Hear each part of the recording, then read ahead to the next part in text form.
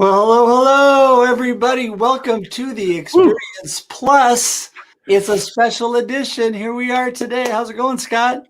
Oh man, I tell you, here it is 1 o'clock in the afternoon Pacific time, and we've got a bakery sponsoring us. We've got a guest, Alexandra Watkins, whose company is Eat My Words. I'm ready for a snack.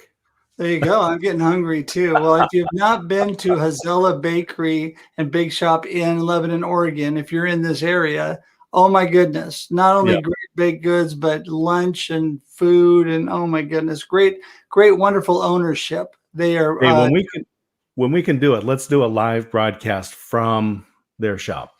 Absolutely. Absolutely. I need to talk to you more about that. We might be doing one next week. So anyway, that's a whole other discussion. I love it. So I'm so excited to have Alexandra on today. And I think instead of just talking about her, we're going to bring her in and just say, hey, right off the bat. Hey, Alexandra. Hi, you guys. Nice How's to it going? see you. Good. Hello from San Diego. Yeah, probably nice and warm and sunny down there. Yeah, it's warm. It's warm and sunny. I mean, it's not San Diego warm, but it's warm for the rest of the country. Yeah, exactly. Yeah. Here's one of the things I was thinking about is we're coming in, and I'm really excited to have you here as a guest today.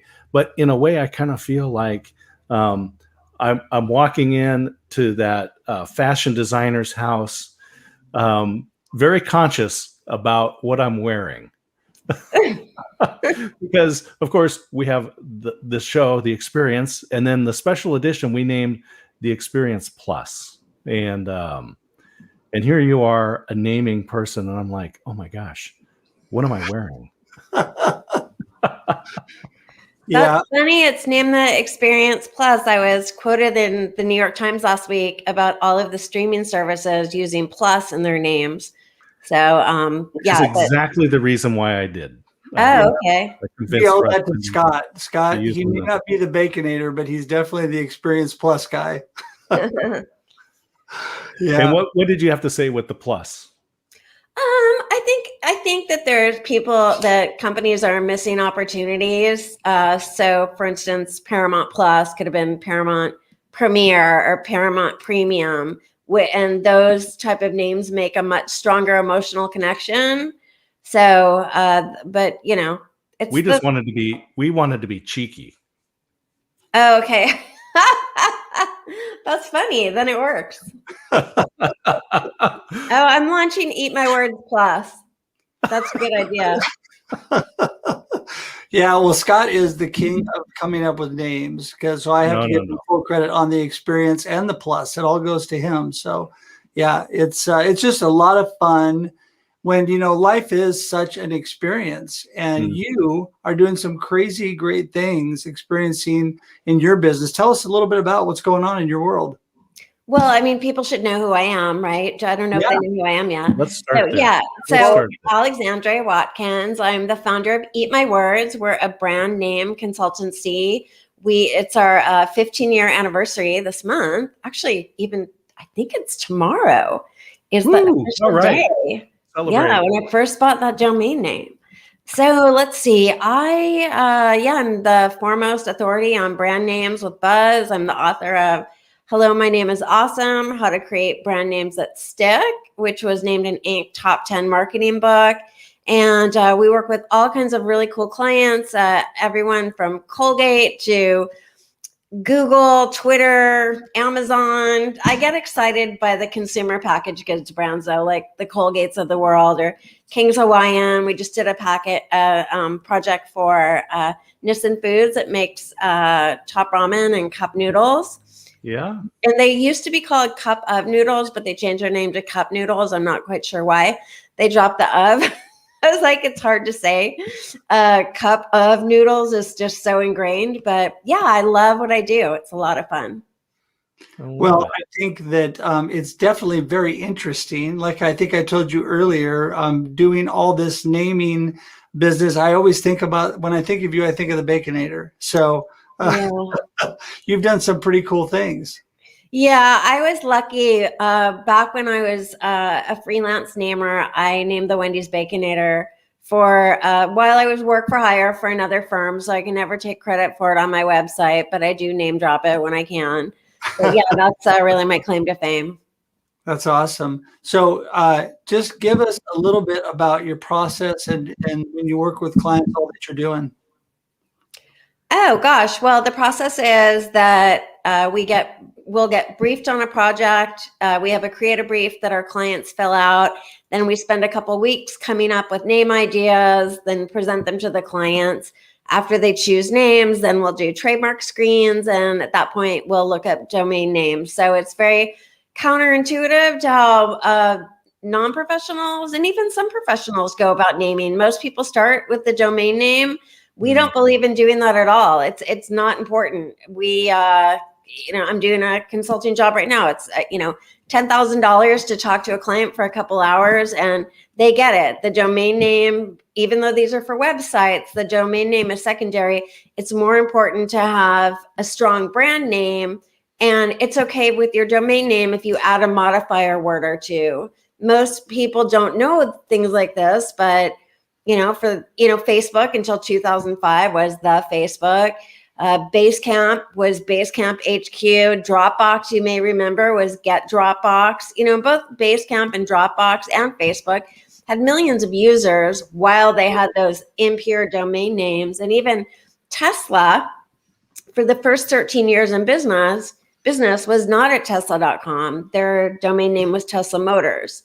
So don't let the lack of availability of a domain name be a roadblock. There's always a way around it.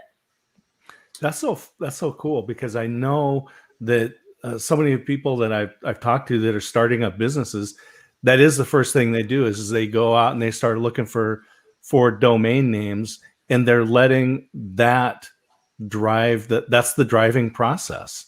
And based on what you're saying, it just sounds like you're really narrowing down what makes sense.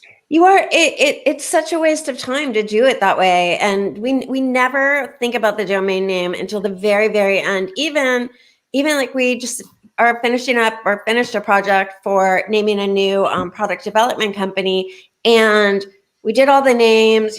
Probably did over 150 names maybe.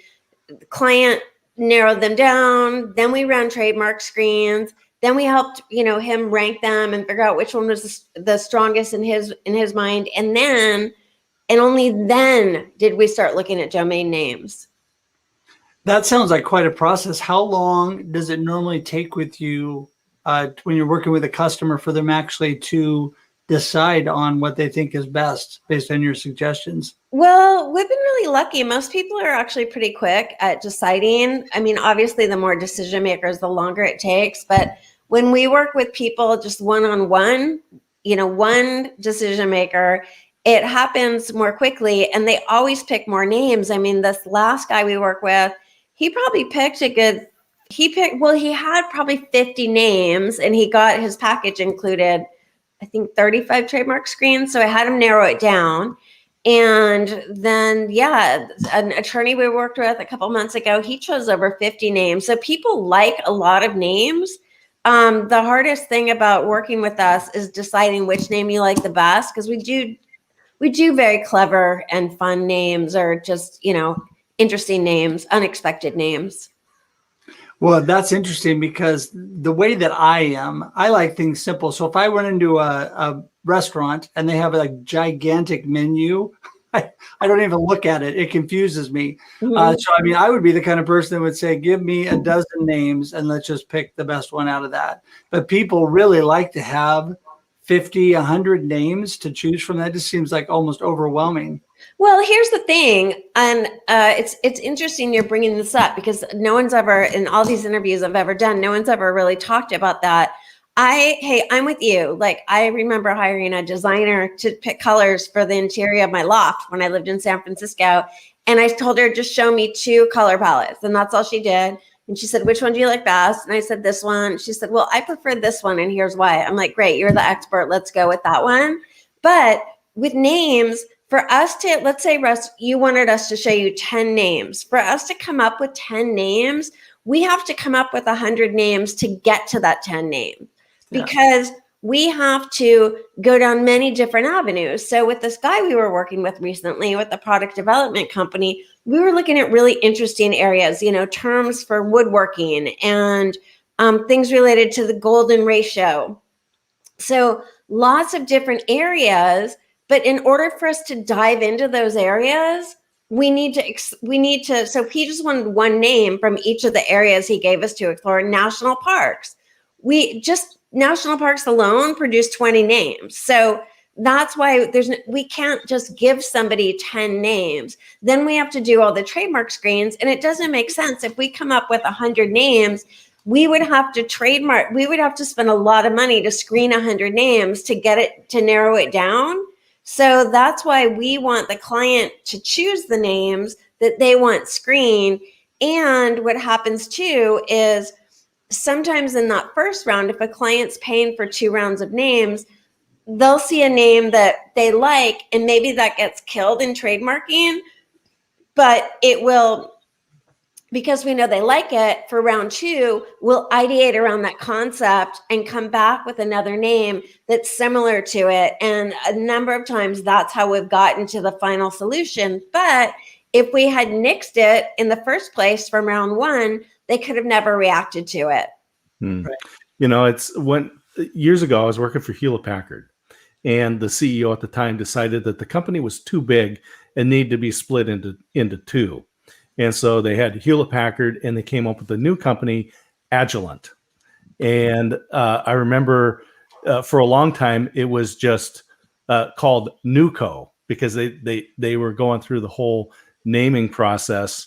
And I remember someone in corporate was explaining to us that they had to go through all this process to look at other languages and look at slang and make sure that things weren't offensive in other countries and so forth, because it's a global company.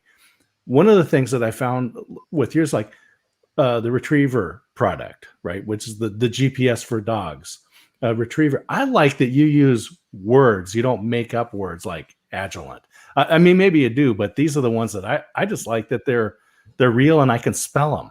Thank you. Yeah, our style of names is very different than a lot of naming firms. Our names, because I come from advertising and I'm trained as a conceptual creative person and a copywriter, our names are based on concepts that people can relate to, that make emotional connections, as opposed to coined or fanciful words. And one thing about like HP being a big global brand, they're going to have to do all of the language checks and everything. And that's why with companies of that size or that are in multiple countries, they oftentimes have to coin a word, because it's hard to find something that works in many different languages. Most of our clients are only doing business, or I would say their primary business is in the US. So we don't have to do that, which is what I want. I don't want to have to. We're actually working with a gigantic company right now, and we're having to go through that process. And it really knocks out a lot of good ideas. So we prefer to do things that are more based in the US, where we're not going to have, there's still a ton of hurdles. I mean, trademarking is really difficult, but yeah, we prefer to do the stuff that's more, less of the multinationals, global brands, and or more projects that are focused in the US. It's interesting because it's way more complicated of a process than I would think. Because I'm just one of those, like we were talking about, I'm just one of those super decisive guys. Give me a couple options. I'm going to pick one and move forward, right? But there's so many layers and things you need to take care of and check, and the trademarking and all that. So there's a lot to this. But I like how you tied in the what's really makes sense to people, and also the emotion when you're coming up with names. I think that is so important. And Russ, you shared the story about how you came up with the name of your book, Befuddled. And that was a quick process. Yes. Oh, I mean, yeah, this is how I do it. I mean, my wife one morning told me that I looked a little out of sorts. I said, no, I'm fine, because I'm all great kind of guy. Everything is good. And she goes, yeah, because you look kind of befuddled. And I just decided that was a great name and nobody hardly used that word. So whammo, there you go. I tacked on the subtitle, Live the Life You Choose, because that's what I'm all about. That's really what the book's all about. And but this is a much bigger process. I'm a little guy in a big pond. I didn't have to check all of that information for my book title. Yeah, I just think it's really interesting. The emotional portion, Alexandra, so critical, right? Yeah, more than 50% of purchasing decisions are based on emotion. So having a name that makes that emotional connection is really important. And I think that when you have a name that makes a strong emotional connection, you can even charge more than a competitive product would charge. The example I like to give is I was being attacked by a mosquito one night, actually 3 nights in a row. And I was, searching for relief on Amazon at 2 a.m. and I saw these electric mosquito zappers or bug zappers. And they had, there was 4 seemingly identical products: Electo, Zergon, Bug Quick Zap, and Quick Zap was spelled KWIK, which is, that's super lame spelling. And the Executioner, which one of those names makes a stronger emotional connection? The Executioner, right? You see that name and it's like the imagery it conjures up. You've eaten your last meal, little bugger. I'm gonna incinerate you into oblivion. So even though the Executioner cost more, I bought it because the name made a stronger connection with me. Did it come with a black hood too? Because that would be really cool. No, I as soon as you said that, I thought that's it right there, the Executioner. Oh my goodness, yeah.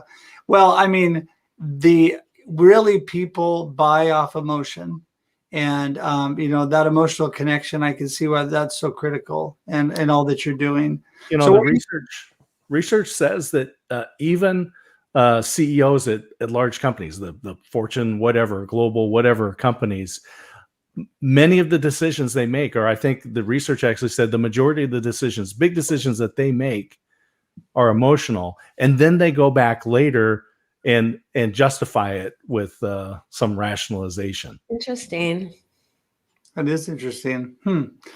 Well, my question is, what has been the longest process and the most difficult person you've had to work with coming up with a name? You don't have to name them by name, but you might want to give. I'm just curious if you had really names that have taken months and months to come up with, or what's the longest? It's never how long it takes. That's usually not the problem. The problem is trademarking can be really difficult. I'll give you an example. We were naming a printing company in Newport Beach, and they were employee owned. So there was a lot of decision makers because they were very democratic, and they bent over backwards for their customers. These guys had a great reputation. So we played off that. And the name that, a name that we really liked was Backflip. Right? Because their customers would be so happy they'd be doing backflips, and these guys bent over backwards for their customers. But we found out that I believe it was Mead had a notebook, the office supply company had a notebook that was named Flip Back, 2 words, Flip Back. But because this printing company sold paper products, and Mead sold paper products or related products, Flip Back and Backflip were seen as too similar by the U.S. Patent and Trademark Office. And your mind would be blown if you saw some of these things that haven't made it through because they're too similar. And you're like, there's no way, your maternity shop versus maternally yours. Yep. Nope.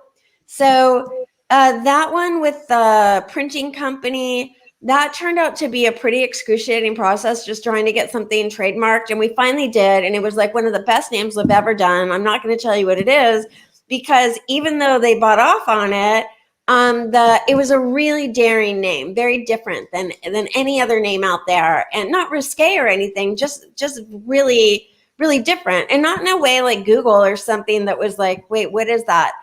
Just in an interesting way.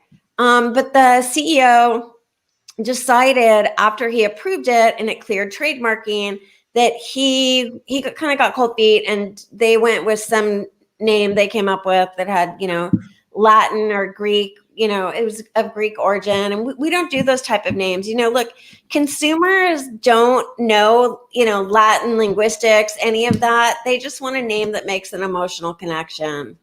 So yeah, that was one of those things. I think it was a $45,000 project, and I would have given all of the money back not to have done it. It was really painful. It's funny you mentioned about those Latin names or the foreign words, because I know that I have made choices at stores because I could tell the person behind the counter what product I wanted. Although I may have wanted the other one, but I couldn't pronounce it, and I didn't want to embarrass myself. Right. Well, same ordering on a menu, right? Like for me, like French is a very difficult language I think a lot of people to pronounce, because the words like ballet doesn't look like ballet; it looks like ballet.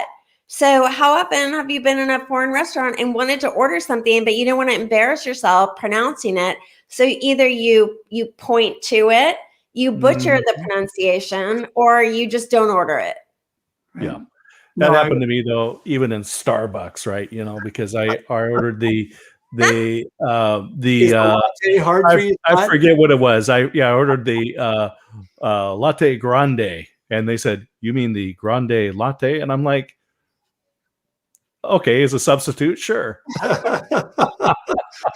Yeah. Oh my gosh, Starbucks and their grande, that's not a large, right? The venti is a large. Yeah, don't even get me started. I hired a mathematician to calculate how much productivity Starbucks had lost with all of the times that a barista had to explain to somebody that grande wasn't a large, and that back and forth conversation. And even though I've been to Starbucks many times but still would make the same mistake. And I'm sure a lot of people do, right? Because it's not intuitive.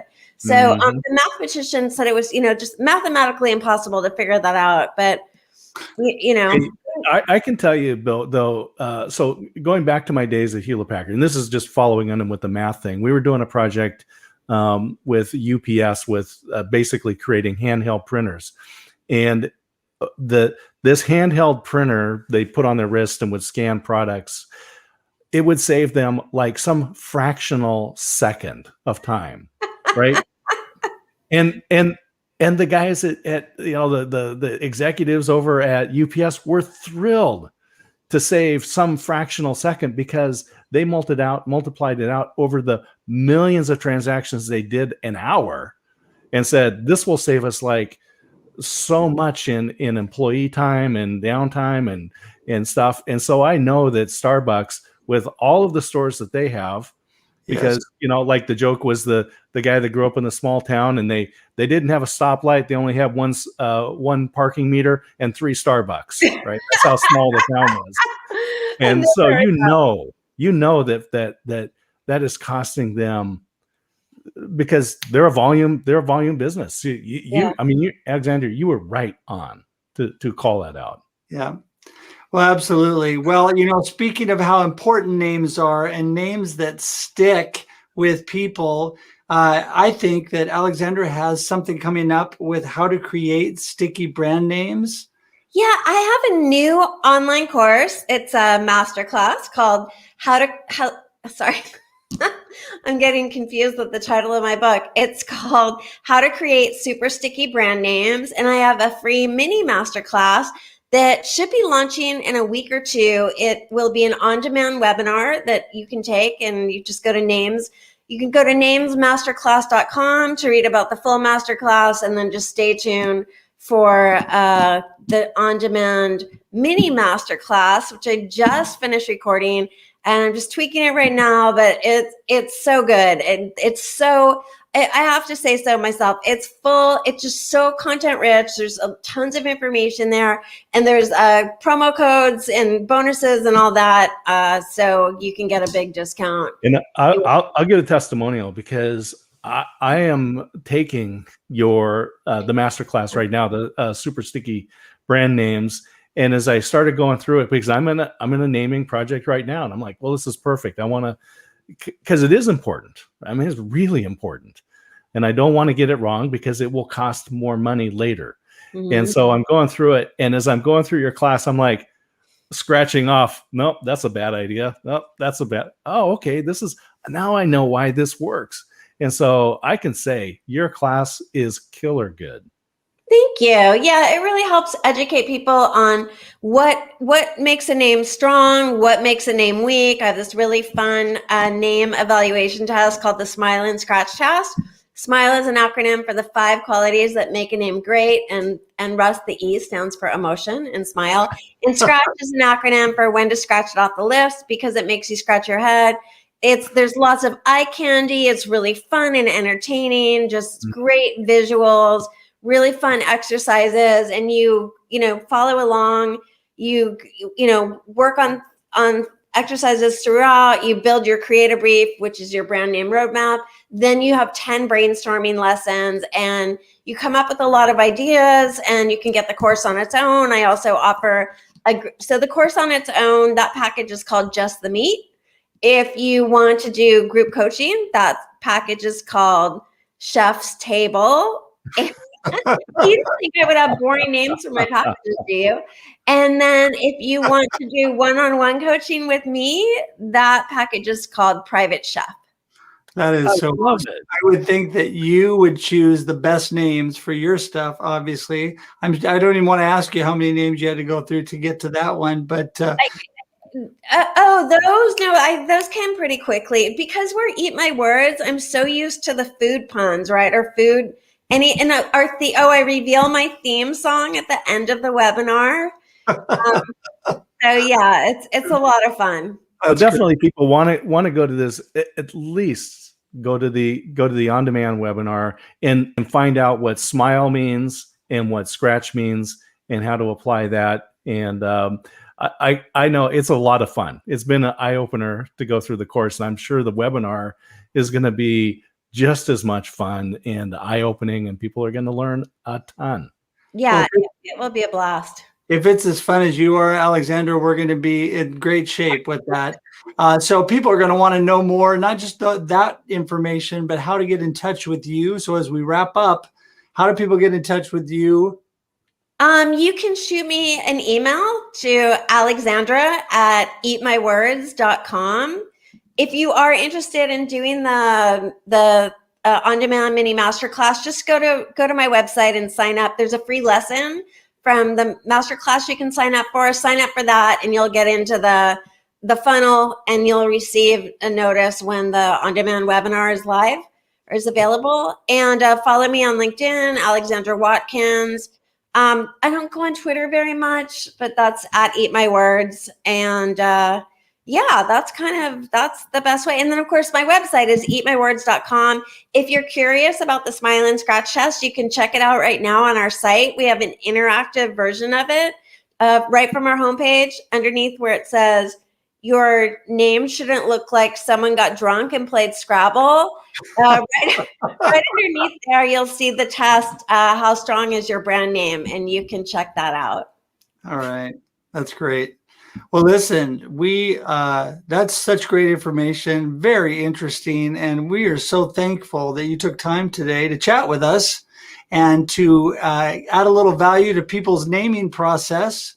And I'm sure that people are just going to be flocking to your class. I mean, it just sounds like so much fun. And Scott's already been talking to me about it, so I'm going to have to take a look at that. But thank you so much. Really appreciate it. My pleasure. Thanks, you guys. You bet. We're going to send you out to the green room. Hang on just a second here. Hang on there. We'll come back. Send me a box of baked goods from the bakery. There you go. Don't do that. Don't do that. That one, yeah. My girlish figure. All right, Alexandra. We'll see you in a minute here. Hey, Scott, she's awesome. Isn't that a fun? Oh my goodness. Yeah. I mean, it's such things we don't really think about. The processes that it takes to come up with names that really are appealing to people's emotion and really are things that people don't have to worry about trying to pronounce.